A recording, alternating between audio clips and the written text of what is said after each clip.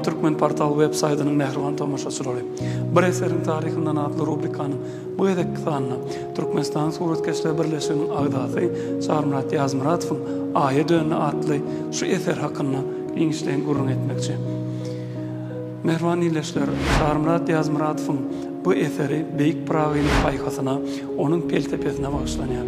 Bu ýerde suratkeşiň aýtmak isleýän wakalary, tegmillerin, renklerin üstü bilen many mazmunyny öz içinde sır hökmünde saklayan eser hökmünde şekillendirdi. Mehriban ileşler gepleşigimiň dowamyna şul eserin mazmuny hakynda gysgaçyk tesbiri siziň dikkatiňize ýetirýär.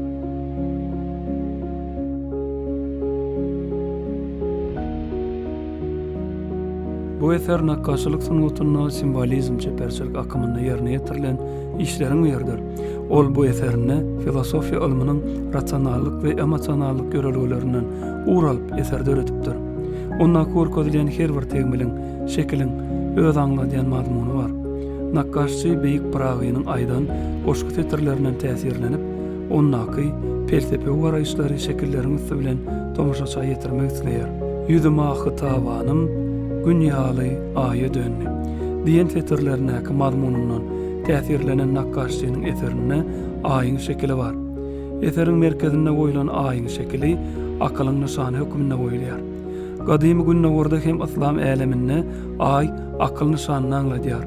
Hut şol sebäpden hem şahyryň aýtmak isleýän pikirini nyşan bilen suratkeş eserine ýerleşdirýär.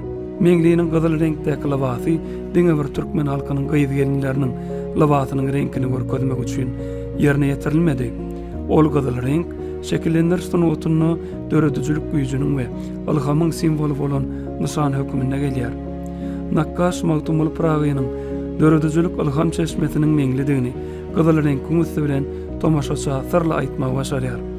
Asman giňişliginde Pragynyň keşfini ýoğuz şekilde görkezilmegi bolsa, gözel ýaryň ýygyna ömrümiz daýa dönni diýen sözlerini tasdiklayan misalyna öz saýlan ýarynyň aýrylan akwalyň agyr urgusyny çeken insanlygyny nişanlandyrýar. Eserdäki aýyň şekilinden aşaky bölekde görkezilen denan şekillerini ýatlatýan sudurlar bolsa, şonça denanlardan öz saýlan ýaryny aýratynlandyrýar.